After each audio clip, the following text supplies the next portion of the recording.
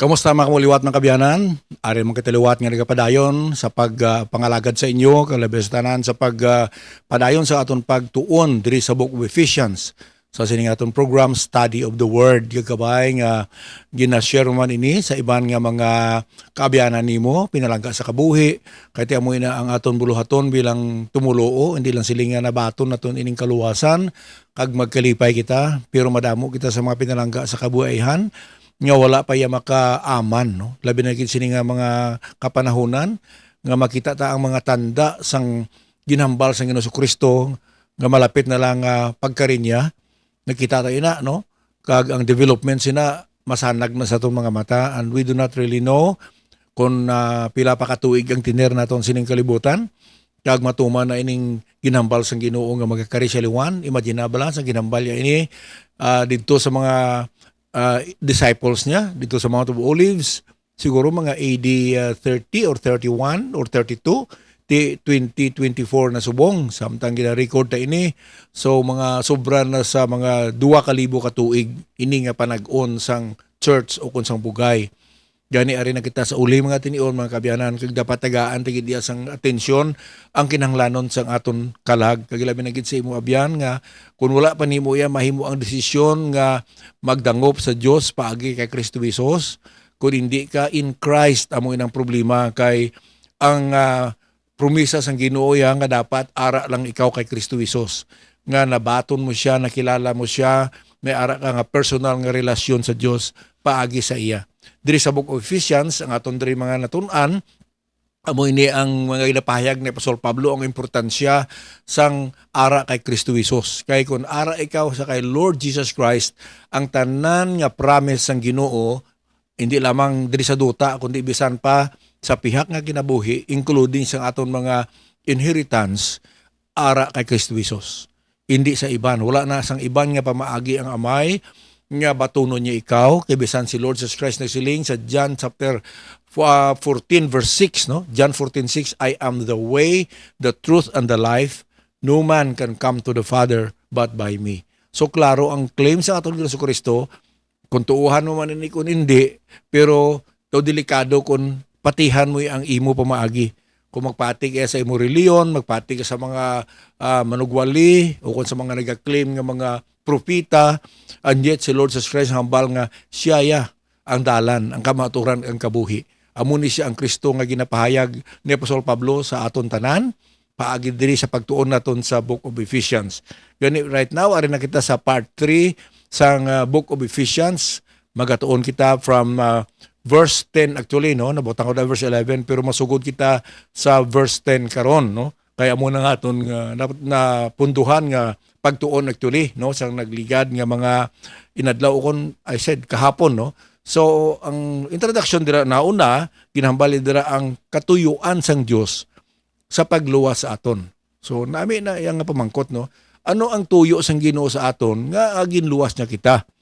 Nga kita nga makasasala, kita nga hindi mapuslan, nga kita nga ginakabig sa Biblia nga mga kaaway sang Dios, kag gin-explain na ni Pablo diri sa Ephesians chapter 2 nga patay kita sa aton mga sala, kag wala kita kaangtanan sa Dios, nagagawi kita sa kalibutan nga hindi makapahalipay sa Ginoo, nga ginluwas siya ta. Anong katuyuan sina? Of course naton anta nga bangod sa iya kaluoy sa aton, sa iya gugma kag bugay, ginlambot niya kita paagi sa iya bugtong nga anak. And then nasolve naman ang problem to hanungod sa mga pagdinibati sa Ephesians 2:8, no, nga ang ila paglantaw ya nga ang faith amo na ang dulot sang Dios apang sa gitun-an naton ina, and whether you agree with me or not, nga ang faith da iya, no, hindi na iya amo ang ginatumo dira kundi ang that amo niya ang kaluwasan. For by grace you are saved through your faith or my faith, because sila niya ang salvation hindi sa aton kaugalingon nga buhat, kay dulot ni sang Dios, hindi paagi sa aton pangabudlay o kumayang buhat kay basi magpabugal ang tao. So ang ginatawag dira iya nga that not of yourselves, amo na iya ang natawag naton nga gift of eternal life, ang salvation. Okay, so diri sa Ephesians chapter 2 verse 10, hiling ni Apostol Pablo, for we are His workmanship, created in Christ Jesus unto good works, which God had before ordained that we should walk in them. So matapos sa ginhambal ng kaluwasan ta, dulot sang Dios nga maangkon naton kung magtuo kita kay Kristo Jesus, hindi naton ini mapakabudlayan kay kung paagi ini sa mayang buhat, damo gid ang bugalon, magatikal kita nga ti bangod sa akong achievement, luwason ako sang Ginoo. Pero ni Pablo, hindi ka na magpabugal kay hindi man imo ya hinimuan ang kaluwasan. Kag maangkon mo gilang na kung i-exercise mo ang imo pagtuo. Kag ginhambal diri sa scripture nga bisan diri sa chapter 1 sa Ephesians nga nag-abot ini sa aton, no? Ining natawag naton nga kaluwasan sang nabatian ta ang mayong balita sa kaluwasan naton kag nag-trust kita o kung nagsalig kay Kristo Jesus. So ang tuyo sang Ginoo diriya kung nga ginluwas siya kita kay kita mga workmanship niya. So ang workmanship actually nagkakahulugan sang masterpiece, a project, a new creation. You know, something balang unworthy, kasubong sa aton, destroyed by sin, but we are being remade, no? Kaya hindi gid man mapusla ng kabuhi ta mo. Kay madamo sa aton kung magtestimony kita, yang kabuhi ta sang una, grabe gid ya ka layo sa kagustuhan sang Dios. Pero ang tawo nga naghinulsol siya mga sala, kaya nakakilala kay Kristo nga manluluwas, ginakabig siya sang Ginoo nga iya masterpiece or project. Ano imaginable lang atong kabuhi nga hindi mapuslan, ginbag-o sang Ginoo kay siling diri sa 2 Corinthians 5:17, therefore if any man be in Christ, he is a new creature. Old things are passed away, behold all things are become new. Si Kristo lang niya makabag-o sa atong kabuhi. Hindi makabag-o sa atong kabuhi iya ang aton nga katutom sa pagsunod sa kasuguan. Ang maka-change lang niya sang life taya si Kristo Jesus parang dumunta na. Nga even do nga kisa madamot sa makita nga mga matutom nga tao, kay man kisa ma-deceive kita sina mo nga pwede man sa tao pangabudlayan nga mag-act like a Christian. Pero hindi mo ya pwede mahimo ang pagkakristohanon sa imo kusog o kung sa akon kusog. Punta balon hindi ta maka-produce sang natawag naton Christianity out of our own self, no? That's why silindra ni Paul kay na sa aton sa Ephesians 2:8 and 9, this is not of yourself. It is the gift of God. Kaya kung makilala ta si Kristo nga aton manluluwas, baguhon kita sang Ginoo. Mo na ganik is ano nga matingala kabla nga may mga nag-claim nga Kristohanon nga dugay na sa Ginoo, dugay na sa simbahan, pero wala sang pagbago ang kabuhi. Even though nga hindi man tagkahukom sa isa ka tawo kung Kristohanon siya o kung hindi, pero ang aton Ginoo nagsiling kaya by their fruits you shall know them. So dira ginaya sa bunga sang aton kabuhi. Kaya kung may relasyon kita matutuod sa Dios paagi kay Kristo Jesus, kung aton nga Ginoo si Kristo Jesus, magabag-o ginang kabuhi ta. Butang balon hindi isiling nga tinguhaan mo nga magbago. Kaya ti madamo gid man sa mga tao nga they are trying hard, no, to become a new creature. Hindi na iya maagi o kundi na iya madala sa aton papangabudlay. Ang pagbago sa aton kabuhi nagaresulta ina sang aton nga submission sa Ginoo, sang aton nga pagpaubos sa iya, pag-submit sang aton kabuhi sa iya. Kag ina bangod nga ara kita kay Kristo Jesus. So if any man be in Christ, he is a new creature. So kung hindi mo makita ang pagbago sa kabuhi sang isa ka tawo nga nag-claim nga Kristohanon, well, you know, maybe you will doubt kung matutuod din ba lang nga Kristohanon siya. Kaya hindi man na sila nga tinguhaan mo nga mangin Kristohanon. Amo na mga bagay nga hindi mo matinguhaan kay that is the fruit, kasubos ang fruit of the Holy Spirit. Ikaw ba lang magapamunga sang balang nga espiritu?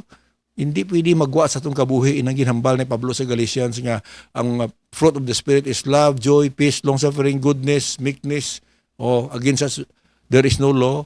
Hindi mo na ma-produce ang aton human being, ang aton nature, hindi makaprodukto sang sina nga mga bunga.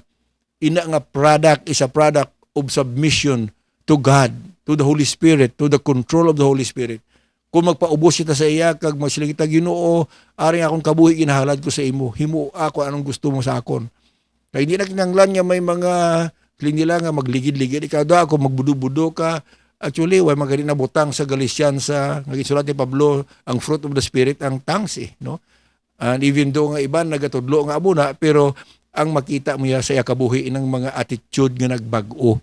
you become Christ-like. Amo na ng pagbag-o ang aton kabuhi nangin kasubong sang kabuhi sang aton Ginoo.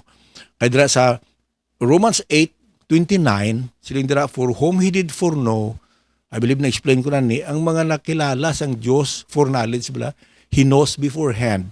Kati kung mamangkot ka kung nakilala bala sang Ginoo, nabalaan niya bala kung sinong magabaton sa kay Kristo Jesus, the answer is yes. Kaya kung hindi yan nabalaan, wala siya for knowledge. Kag ang Ginoo lang niya ang may knowledge beforehand or for knowledge. Kita wala ya. Ako wala ko ya for knowledge. I don't know kung anong matabo buwas.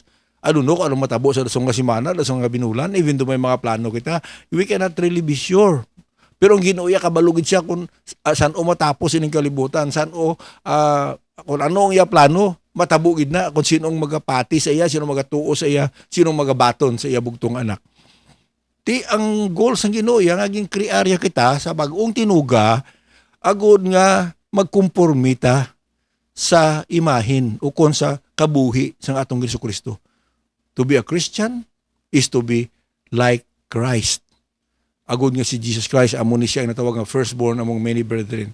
Siya ang pinaka-importante, siya ang panguna nga ihimplo sang mga Kristohanon. Kaya namit lang ko sa nagligad, maybe no, nga ang si Lord Jesus Christ na tao gidi siya, kaya nagtinir siya ng kalibutan for about 33 years. Kaya kung nang iangat katuyuan nga luwason niya man lang ta, pwede niya man na mahimo bala sa isa ka semana, di ba? I mean, kung iriskyohon niya kita sa itong mga sala, he could have come just 1 week and went back to heaven. Pero nga ang dirigit siya na tao ka nagkabuhi sa malawig, no, kaginhimo yang ministry, inabangod nga ang kabuhi ni Lord Jesus Christ mangin sulundan naton. Nagkabuhi siya bilang ihimplo naton tanan. That's why kinahanglan gid nga basahon tang gospel kag tun-an ta ang kabuhi ni Lord Jesus Christ. Sa bagay nga sa Bible school kung mag-eskwela ka and become a pastor, may duha ka kabuhi nga ginatun-an sa Bible College, the life of Christ and the life of Paul, no? Kaya muna ang natunan naman sa una sa Bible school kasi tanan nga mga nag-eskwela sa Bible College preparing to be a pastor. Pero galing later on daw nalipatan na sa mga pastors man nga hindi na kita kabuhi kasubong ni Kristo Jesus. Kay man nga basi nalipatan ta nga ang reason kung nga nagkabuhi sa malawig is to become our example. Kaya sa liwat ang natawag nga predestination o kung ang na-determine sang Ginoo nga manging kabuhi ta, kaya tudlog man ang Biblia sang predestination mo nga sa wala pa yan natabo, amo na ang gusto sang Ginoo nga makadtuan naton. Nga mangin amo kita, predestinated to be conformed to the image of His Son. Di sa bagay, namit lang ko na guys sa nagligat ng broadcast, nga ang predestination hindi magani sa kaluwasan, no? Butang balon ang ginapredestinar, amo ang naluwas. Una ginanaya nga chosen in Christ ka. Ara kaya kay Kristo Jesus. Naging baton mo siya ngay mo manuluwas. Kung ano mo niyang pamaagi nga, ginapanumdum mo nga, basta ara ka kay Kristo Jesus. Whether gin piknit ya kada, pro, what is your assurance nga pinili ka kay way ka gani kabalo man nga basta ambot lang basi isamang ko sa pinili, no? Kung wala kay Calvin sa Elas Wilang Testament nga I hope Lord nga ang imo nga dugo nga gin ula mo sa bilog nga mga katawhan sa humanity for all human race nga tani applicable man na sa akon. Mo na ya ang isa na kabagay nga daw mabutang kasang question sa imo utok man ano man luwas mo to si Calvin kay in fact nga way siya kapati kuro sa eternal security kay Protestant sa mo and most Protestant do not believe in eternal security, di ba? Damo mula sang mga Christian group nga way kapati sa once saved always saved. Di Christian sila pero ti kung mag-doubt kaya sa kaluwasan mo lay naman ang istorya. But anyway, ang word nga predestination natalana na iya sa mga anak sang Dios, sa mga pinili. If you are in Christ, gina-predestinate ka sang Ginoo sa gusto yang nga kadtuan mo. Di sa bagay, damo gani sa mga tumuluong nga wala man nakalambot sinang gusto sang Dios nga magkumporme sa kabuhi ni Kristo sa pagkadamo sang Kristohanon nga nga ang gawi hindi amo. Di amo gani sa teaching sang Tulip nga irresistible grace, hindi iya ma-resist ang bugay sang Dios ay sa pagkadamo sa nagka-claim ni Kristohanon nga gina-disobey ang kagustuhan sang Ginoo sila kabuhi nga abi kun ari ang gusto sang Ginoo ang iya gina-predestinar sa aton nga magkabuhi kasubong ni Kristo ti tananhaw. I mean, hindi kita perfecto. Paano ko kasi nga nga ako? Kundi nga, budlay na mga kabyanan. Pero amo nang gusto sang Ginoo nga magtubo kita kag magkabuhi kasubong kay Kristo Jesus. So amo na ang iya workmanship unto good works, no? Kay sili ni Titus, this is a faithful saying, and these things I will that thou confirm constantly. Ariyo, listen very carefully, that they which have believed in God might be careful to maintain good works. These things are good and profitable unto men. So, nagatudlo gid ya, si Apostol Pablo sa importansya sang good works. Kay kisabala no, nabatian ta sa iban nga ti kamuya, yapati kamuya nga matuo lang kag maluwas. Wala kamo gapati sa good works. Well, sino siling si imo nga wala gapati sa good works ang mga tutuod nga tumuluo? Actually, ang problema lang na galing kay may ara iba niya nga gina-include nila ang good works sa ila kaluwasan. Nga kinahanglan tuuhan mo si Kristo pero maghimo ka gid sa mayong buhat agod maluwas. Di wa niya kasiguruhan. Kaya nahimo sina iya nga ang kamatayon ni Christ daw down payment bala no. Mas bala nga si Christ ang nag-down payment sang imo nga kaluwasan. Abi si Christ namatay siya kag butanta lang 80% ang iyagin bayad. So ang 20% imo obligasyon amo bala ng kaluwasan. Ang kaluwasan bala nga ang kamatayon ni Kristo hindi bugos. Sa namatay siya sa cross, di ba sila niya, it is finished. Ang butang balon sina paid in full. Butang balon ang kaluwasan tagin bayaran sang bugos ni Kristo Jesus. Nya kung ginbaton naton siya aton manluluwas, 100% luwas kita ya. Kag even though madamo sang mga relihiyon o kung mga denominasyon, mga sikta nga wala nagapati sa eternal security na blang once saved, always saved, once a child, always a child. Sa pagkadamo niya, ginakadlawan nila ng mga baptist. Kaya ang baptismo lang actually ang nagapati sina. I know may baptismo nga magapati sina. Pero mostly ang mga baptist ang nagka-carry sila nga doctrine nga once you are saved forever. And I believe that. Nga how? Because once I receive eternal life, ang pamangkot, kaya ang kaluwasan, eternal life, dapat ara sa imo mo, ang pamangkot, kung ginbaton mo si Kristo, ang naangkon mo ang kabuhi o wala katapusan, madula ang eternal life. Puta balon, may instance bala sa kabuhi ta, nga bawion sang Diyos ining gift of eternal life. Ang pamangkot, saan o ma-end? Kung may aragid man na tuwag na itong expiry date, ang eternal life, ang ginhatag siyang Ginoo sa aton, kag may kondisyon bala ang Ginoo nga kung maghimo ka sang sala, mag-backslide ka, kuhaon ko ang eternal life.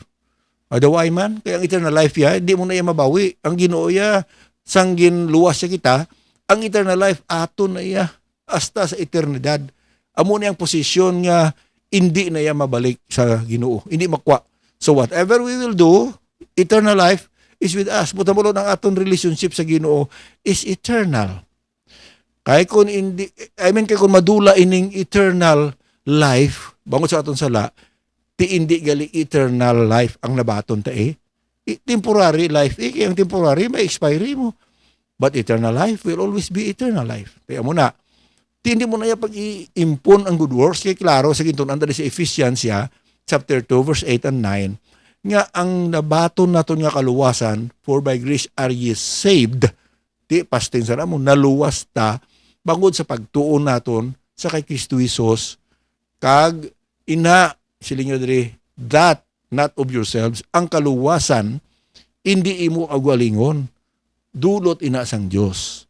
That's why hindi na madula, no? Kag and then after sina sa verse 10, dragin hambal niya nga we are his workmanship. Amo na nga ang good works siya hindi niya basihan sa aton kaluwasan. Kundi amo niya ang gusto sang Ginoo nga himuon, amo na ang predestination sang Ginoo sa iya mga kanakan, gusto sang Ginoo nga amo na ang aton himuon. Kag inhambal ni Pablo sa basa ta, this is a faithful saying that these things I will that thou affirm constantly, nga ang mga nagtuo sa Dios magmainandamon gid sa paghimo, pagmintinar sang good works, kay maayo ini kag mapuslanon ini sa mga katawhan, nga mapuslanon haw kay bangod niya kung hindi nila makita ang aton nga kabuhi nga nagbag-o, hindi naton sila madala sa Ginoo. So ang good works importante para sa mga tumuluo, that they which have believed in God. So kung wala kaya nagtuo sa Dios, kag hindi kaya nagbaton kay Kristo manuluwas, ang good works hindi man para sa imo, kay wala man pulos ang good works kung hindi ka linuwas. Naamo na ang balon. Pero sa mga linuwas naman, importante gid ang good works. Importante bangod nga workmanship kita sang Ginoo, kag dala sinada nga paggamit sang Ginoo sa aton, importante ang good works. Amo na nga ano siling sa Matthew 5:16, let your light so shine before men that they may see your good works and glorify your Father which is in heaven. Di pasigahagid ang imo kapawa sa mga katawhan, agud makita nila ang imo mayang buhat. Dapat ipakita gid ang mayang buhat sa mga katawhan kag mahimaya ang Dios nga sa langit. Kay ti masiling karon ng mga tao nga tumuluo ka, Kristohanon ka man bala, nga ang gawi mo daw hindi amo. Di mo na gani nga when we witness, importante gid ang good works. Kay workmanship kita sang Ginoo. Ti silindri sa number 4 nga point, for God hath before ordained that we should walk in them. So dira sa Ephesians 1:4 mabalik kita dira, according as he hath chosen us in him before the foundation of the world, that we should be holy and without blame before him in love. Amo na iya ang ordain sang Ginoo before the world began nga ang mga tumulo kay Kristo magawi gid ya sa maayo nga buhat.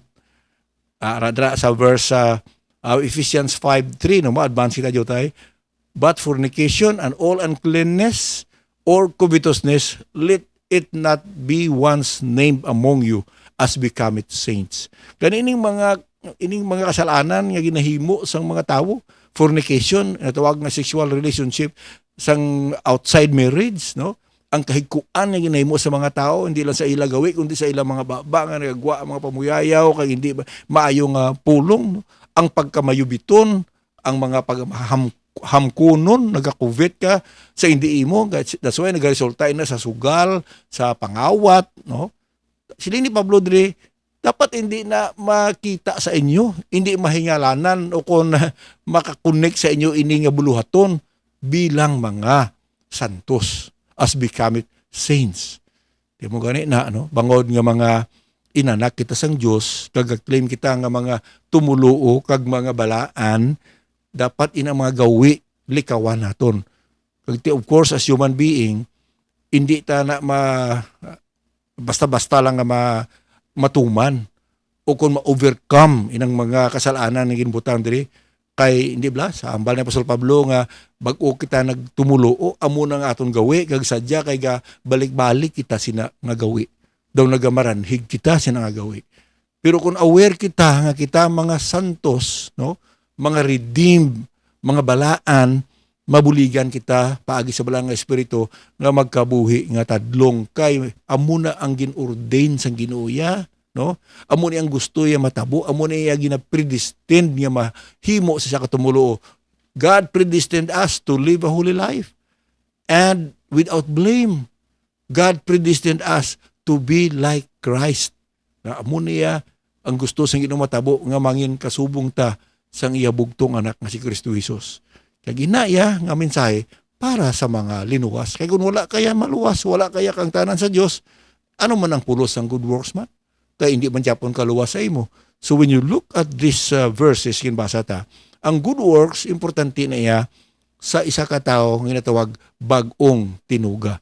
Therefore, what is important after we receive Christ as our Savior and the Lord is to walk in Him. That's why magasaylo kita diri sa natawag nga our walk with God. Amo na iya goal, amo na iya plano, amo na iya predestination. So when we talk about God's goal, God's predestination, anong gusto ya sa kabuhi sang tumuluo? Karon nga na-secure na naton ang atong kaluwasan, may ara pa kita obligasyon. Kaya sa tutuod lang, damo nga Kristohanon nga gapawarat lang mo, no? Para sa ilaya, makabaton lang sa Ginoo nga ila manuluwas, okay na, maluwas lang, pero once tudluan mo sa obligasyon, hindi na magsimba, kasi ano man nga, bikuanay kon mabaton lang ko sa Ginoo, maluwas. Pero ang pagkalinuwas sa pagkakristohanon, may dala na nga obligasyon paramdumon naton. Pero hindi man nga pilitay, no? Wa man taga siling di nga pahugon ka nga kung hindi ka magsimba, kung hindi ka maghatag, ka mag-support sa ministry, kung hindi ka mang-witness, kung hindi ka magtuman, hala, why na iya? That's why nga importante nga magtubo ta sa Ginoo, magtubo nga aton gugma sa iya, kag magpangalagad kita nga may kahilwayan. Balo ka kisa delikado mo ni mga pastor kay kung kisa mo kung mga isog ka maghambal nga kamo kung hindi ka mo mag-amo sini sumpaon ka mo sa Dios o kung hindi ka mo pangalagad nga magsimbaway ka mo di mabot ang time nga mga baboy nga ginasagod nyo kung Domingo pamatyaw na sa Dios manunugon ang inyong mga balay hindi na yan nagalin duway man na ginatudlo di sa Bible nga mag-amo na ang mga leaders mga pastors hindi mo mapwersa ang mga Kristiyanon actually kundi tudloan nga maghigugma sang Dios. Amo na ako niya paglantaw sina. And that is what I want to be a leader. Tudloan ang mga Kristohanon nga maghigugma sa Dios. Kay ang mga pag-alagad, especially bisan ang giving, ang paghatag sang tithe kag offering, hindi na mabugat kon nagahigugma ka sa Dios. Sa bagay nga mo gila ng reason nga mag-alagad sa Ginoo, sa pamangkot ni Lord Jesus Christ si Peter ato lang pag-resurrect ni Lord Jesus Christ, nga sila niya, do you love me more than this? Sila ni Peter, yes Lord, if you love me, you feed my lambs, you feed my sheep. 3 times. So ang reason dira, sa ato pag-alagad, if we love the Lord, we are qualified to serve Him. Pero kung wala kita gugma sa Ginoo, bisan ta kaalam, disqualified kita. So kung magtubo kita nga tumulo sa paghigugma sa Ginoo una, hindi kay love your pastor. Okay man na resulta malana, pero hindi na yaamo ang mensahe nga hambalon mo mga katawan sa Dios higugmaon niyo inyo pastor, suportaon niyo inyo pastor. Well, obligasyon na sa tumulo, pero if the believers hindi sila maghigugma sa Ginoo, wala gid pulos ang tanan. So, that's why nga silindiri ni Paul no sa Colossians chapter 2 verse 6, as you have therefore received Christ Jesus the Lord, walk in Him, rooted and built up in Him, and established in the faith, as you have been taught, abounding therein with thanksgiving. So ginahambal gid diay no sa scripture nga batonon gid si Kristo. Nga karon nga ginbato niya si Kristo nga inyo Ginoo magawi sa iya. That is the second step sang aton Christianity. First, we secure our salvation by believing in Christ alone. Second, we give ourselves to serve Him, to walk in Him. So we are chosen in Him, but we should also walk in Him. Nagapanggamot, natukod ng mabakod, naestablisar sa pagtuo, kasubong nga gintudluan kita, kag masapuan gid ang aton nga ginatawag pagpasalamat. I pray no as we end this broadcast today, nga natun-ani mo ina ginsecure sang Ginoo atong kaluwasan. We are chosen in Christ, pero kinahanglan maghimo ka gid sang desisyon that if you confess with your mouth and believe in your heart that God has raised Christ from the dead, you will be saved. Nagdiribigin butang sa aton sa Ephesians chapter 1, nga kung ara ka kay Kristo Jesus, you are one of the chosen. Gin-adapt ka sa iya family, gin-redeem ka sa iya balaan nga dugo, patawad ka sa ibang mga sala, kag ang mga blessings diri nga naangkon sa mga tao nga nagdesider para kay Kristo Jesus. Pero abyan, importante dira kung hangpan mo ang pundasyon sa mensahe ni Pablo that we must be in Christ. Wala siya nang hambal nga we must be in a Baptist church or in another church or in a Protestant church or in a Reformed church or in a Catholic church or in a Mormon church, Adventist church. Sila ni Paul, we must be in Christ. Kay bisan ara ka sa mga dagko nga simbahan, kung wala ka kay Kristo Jesus, hindi ka manggihapon makaangkon sang kaluwasan. You pray to the Lord, pangayua sa iya ang eternal life. Hindi mo na ipapangayoon sa akon, ginatudluan ko lang ikaw sandalan nun. You come to God, repent of your sins, ask Him to give you eternal life. Believe in Jesus Christ. Submit your life to Him, kag magalagad ka sa iya. Kaya mo ng purpose ng Ginoo, we are His workmanship, created in Christ Jesus unto good works. So dalayaw ng Ginoo, tubto siliwat magabalik kita, inyo alagad Pastor Pidi Tabag. God bless you.